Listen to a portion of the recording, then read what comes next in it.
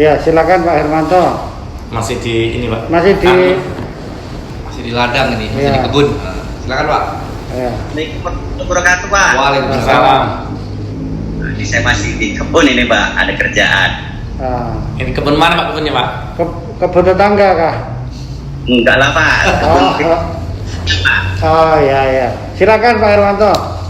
Jadi ini yang di belakang saya, ini kan tanaman ex underplanting ini Pak. Jadi nampak bumbunannya kan Pak. Ya. Kelihatan di sini tanamannya nano Pak semuanya. Oh ya, nampak. Jadi bumbun. Cuman saya lihat perkembangan daunnya sudah agak lumayan. Cuman gini Pak yang saya tanyakan, ini kan juga termasuk tanaman sub original juga, artinya bukan gambut juga. Artinya kan ini juga sudah tanaman ini sudah miskin hara juga karena bekas ex underplanting.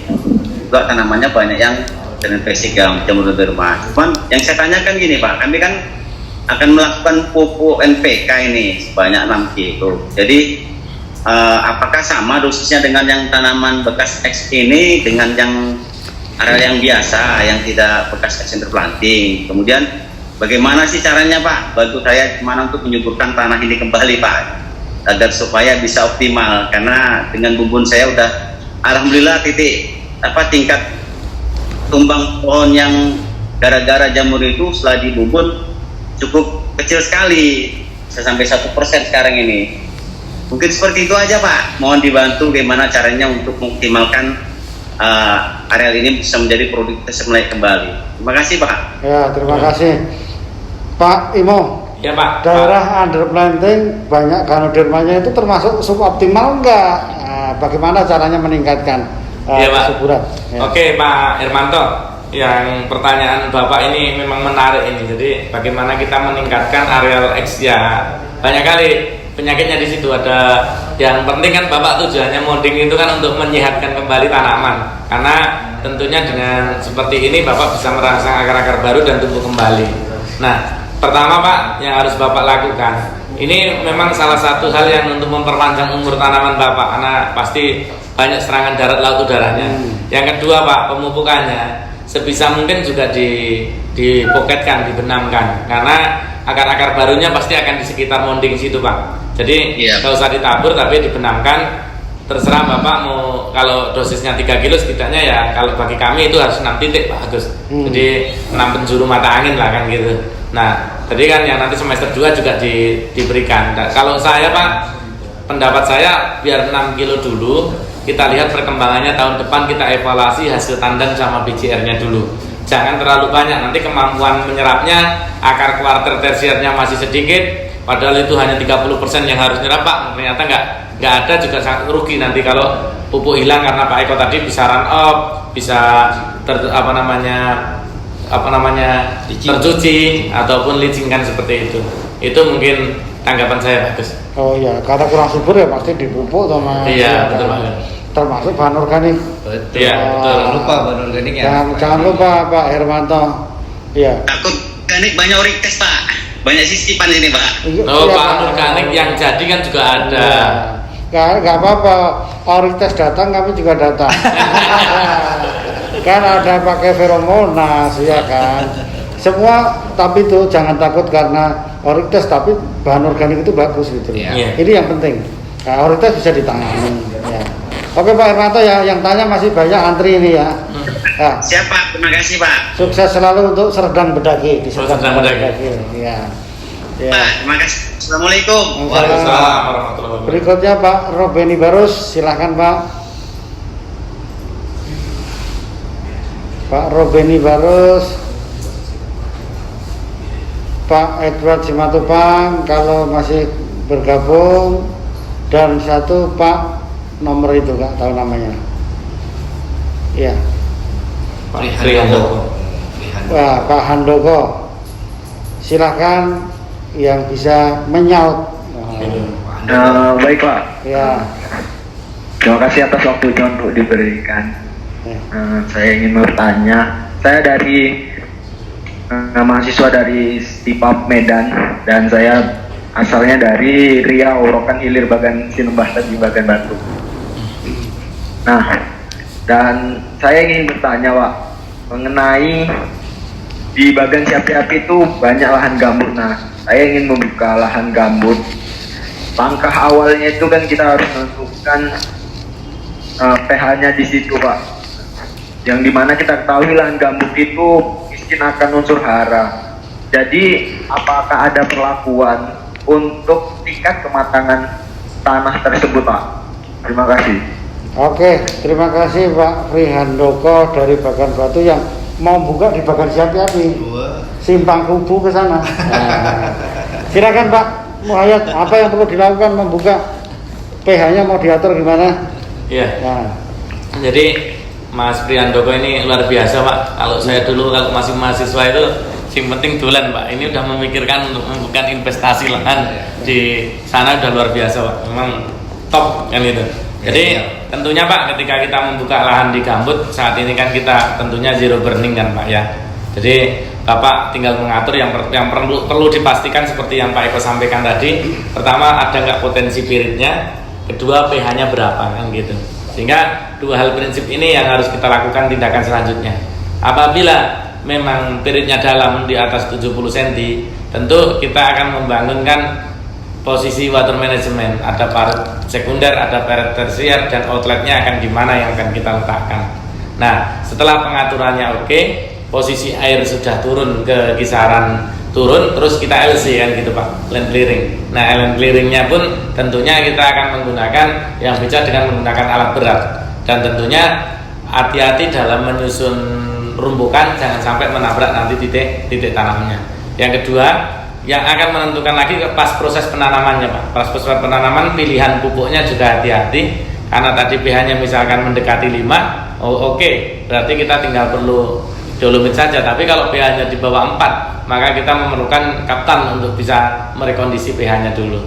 Seperti itu untuk prosesnya. Dan selanjutnya pupuk yang akan kita gunakan dalam pemeliharaannya tentukan pupuk yang untuk di areal-areal gambut, dan BPKS sudah ada standarnya untuk itu.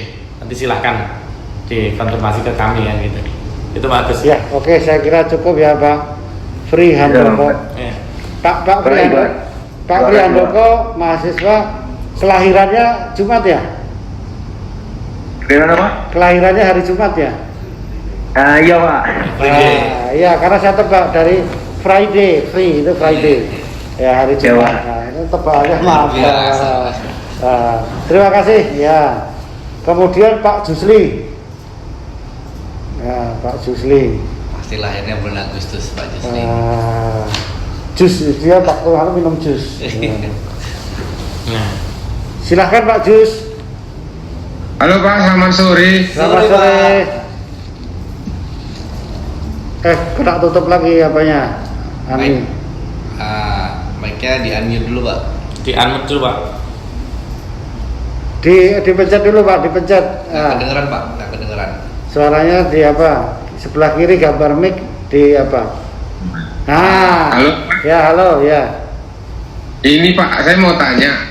Itu kan di pupuk organik itu yang dari pabrikan itu ada C/N itu. Itu apa maksudnya itu Pak? Ya. Udah gitu kan di buku-buku panduan pemupukan PPKS itu nggak ada dianjurkan untuk pemakaian pupuk organik. Apa memang pupuk organik itu tidak perlu sebenarnya untuk kebun kelapa sawit atau gimana Pak ya? Ya, Pak Eko silakan. C/N rasio berapa, cocok kematangannya berapa? Baik, terima kasih Pak Jusli. Pertanyaannya saya jawab dari pertanyaan kedua Pak. Apakah karena PPKS tidak pernah menganjurkan pupuk organik, apakah pupuk organik itu tidak perlu? Wah, kan itu pertanyaan. Justru tidak dianjurkan itu berharap PPKS bahwasannya masyarakat sudah tahu bahwanya sangat penting itu pupuk organik. Kalau tidak penting Pak, PPKS tidak akan melakukan riset dan menghasilkan pupuk organik. Sekarang PPKS baru-baru ini sudah meresmikan salah satu pabrik untuk produksi pupuk organik Bionesis yang ada di Jogja. Jadi itu produksi dari PPKS. Jadi pupuk organik itu penting Pak, penting. Tapi yang perlu diingat begini Pak, sifatnya manusia itu kan pengen yang instan ya Pak ya, pengen cepat. Kalau bisa jangan lama-lama. Nah pupuk organik itu kan tidak instan, pengaruhnya lama, tetapi jangka panjang, durabilitasnya tinggi. kan gitu. Jadi pupuk organik sangat penting Pak, sangat penting. Kita selalu sebenarnya setiap kali training, setiap kali seperti kita selalu menganjurkan Pak, kalau Bapak mengikuti sebelumnya saya membawakan topik tentang kesehatan tanah, bahan organik. Nah itu ujung-ujungnya ke pupuk organik Pak, seperti itu. Nah pertanyaan nomor 1, sipren itu apa? Sipren itu simpelnya adalah perbandingan antara karbon dengan nitrogen itu Pak. Itu gunanya untuk apa? Biasanya untuk melihat kematangan. Kalau pupuk organik itu ada syaratnya. Kalau saya nggak salah 15 sampai 25 CPR-nya. Kalau di atas 25 itu artinya masih mentah, gitu, masih mentah. Kalau di bawah 15 artinya terlalu matang, nggak bagus juga, kan gitu. Jadi CPR itu menggambarkan kandungan karbon dan kandungan nitrogennya yang menggambarkan kematangan dari si pupuk atau kompos. Seperti itu Pak. Mungkin itu Pak, bagus. Oh, oke Pak Susri, penting Pak. Ini Pak ada satu lagi mau tanya Pak. Ya. Ini kan saya kebun sawitnya kebun sawit ini ya, kebun sawit mandiri, petani sendiri Pak. Jadi ini saya rencana ke depan mau replanting. Itu metode replanting yang paling efisien untuk petani mandiri kayak kami ini gimana Pak ya? Maksudnya saya pernah baca itu di salah satu buku PPKS itu ada itu pohon sawitnya nggak ditumbangin tapi dibiarin berdiri terus diracun, tapi ada saya dengar katanya nggak bagus katanya gitu. Sebenarnya kalau menurut PPKS yang paling efisien untuk petani mandiri itu gimana Pak ya? Ya, terima kasih Pak. Jadi replanting yang bagus adalah replanting yang serempak. Jadi semua diapa. Nanti kalau yang itu namanya underplanting. Underplanting itu yang disote tadi Pak. Ya. Disote itu diracun ya maksudnya itu supaya apa? Nanti ada etiolasi, ada serangan hama orites, kumbang badak, sehingga nanti pertumbuhan tidak bagus. Hanya dari dulu perdebatan itu kan gini, Pak ini kalau diracunnya 25%, kemudian 50% kan baru habis tahun ketiga, Pak kami masih bisa menghasilkan, masih ada panennya, tapi ada risiko-risikonya. Tetapi sekarang ini yang disarankan, kami kan sering menyusun buku di Jenbun itu bahwa sistem ya harus dibersihkan Pak. Makanya untuk program pemerintah bukan yang swadaya, makanya untuk tahun pertama, tahun kedua itu untuk menambah pendapatan tanaman selah, ditanami tanaman selah, tanaman jagung dan sebagainya. Jadi itulah metodenya. Itu termasuk yang disarankan oleh pemerintah untuk demi pertumbuhan tanaman barunya sendiri maupun antisipasi terhadap hama dan penyakit Pak. Jadi itu memang underplanting itu tidak disarankan. Meskipun murah, nah itu Pak, meskipun itu lebih murah. Itu Pak Jusri, mudah-mudahan bisa menjawab pertanyaan Bapak. Boleh satu lagi Pak? Boleh. Ya. Ini Pak, saya kan terakhir waktu tanam itu pakai bibit 239 itu varietas terbaru dari PPKS ya kan. Tapi kemudian saya pernah juga beli bibit yang sudah ditanam itu jenis Simalungun Pak dari Bukit Sentang gitu. Itu kalau dibandingkan bibit Simalungun sama 239 itu mana yang lebih bagus Pak? Ya, semua bagus Pak. Bapak tinggal pilih. Bapak tinggal nanam ini boleh. Iya, karena semua sudah ini Pak, semua varietas itu sudah ditetapkan oleh pemerintah bahwa ini bibit unggul. Semua unggul Pak. Semua mempunyai karakteristik masing-masing. Bapak menanam 239 itu kan populasinya per hektarnya adalah 130. Orang menyebutnya pelepah panjang. Buahnya besar-besar. Nah, kalau tadi Bapak Simalungun itu populasinya 143, pelepahnya lebih pendek, katanya banyak tandanya. Ini kan quick starter, cepat hasilnya. Tapi selama 25 tahun itu kalau dijumlah sama Pak. Nah, jadi itu karakter masing-masing. Jadi Bapak kalau nanam yang 239 sekali hilang tandan yang besar itu aduh gitu. Kalau Simalungun masih hilang masih yang kecil aja, yang lain masih ada kan gitu. Tetapi itu semua unggul, semua sama. Bapak tinggal pilih karakter masing-masing yang diinginkan. Yang salah kalau nggak nanam, Pak. Yang salah Bapak kalau menggunakan mariles itu aja. Iya. Nah, itu. Dan tidak nanam sawit atau apa gitu. Itu mudah-mudahan bisa Iya. menjawab. Silahkan pilih Pak, itu Iya, Pak. semua Terima bagus. kasih banyak, Pak. Ya. Terima kasih, Pak. Terima Terima kasih kasih banyak. Pak Jusli. Wah, ini sudah mulai mendekati. Pak, mantap, Pak. Merangkum Pak, pertanyaan banyak kali. Ini nggak bisa Mas, banyak sekali ini. Nggak bisa. Ini Sosial media. lewat ini nanti jawab sama lewat sosial media. Ya. Jadi Bapak Ibu peserta ini sambil ngabuburit, waktunya nampaknya sudah habis. Iya. Tapi ini satu pertanyaan dari sini ya Mas. Nggak terasa kita. Iya, betul. Iya. Satu. Tadi tuh Pak Eko tadi barusan jawab ya. Iya. Pak Muhayyad. Ini kasihan saya udah megang dari ini. Selamat siang, sore Pak. Izin bertanya. Untuk pembibitan, bisakah langsung menggunakan lahan gambut untuk isi polybag? Karena saya di Kalimantan Tengah, tanah saya gambut dan tidak ada topsoil. Silahkan dijawab. Oke Pak, jadi tanah gambut mungkin gini, kalau seumpamanya pakai media PN akan lebih baik medianya dengan tanah mineral dulu, karena di masa kecambah itu sangat sensitif. Kalau media MN bagus, kebetulan penelitian saya juga pakai media MN dengan all gambut, ternyata Pak bagus juga Pak. Cuma kuncinya ada dua Pak. Kuncinya yang pertama adalah siram, yang kedua adalah konsolidasi.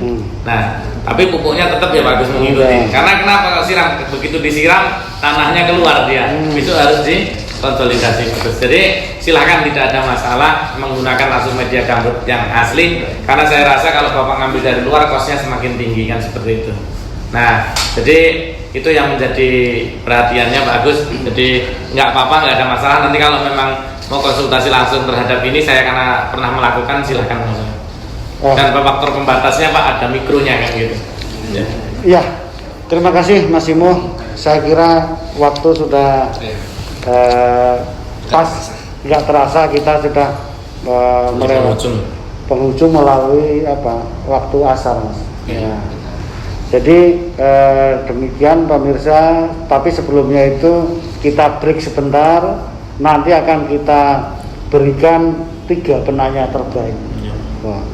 Tanya aja ya, baik ya Pak, ada hadiahnya.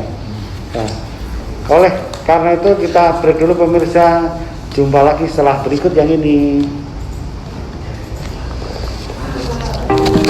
Ini kasih satu nih.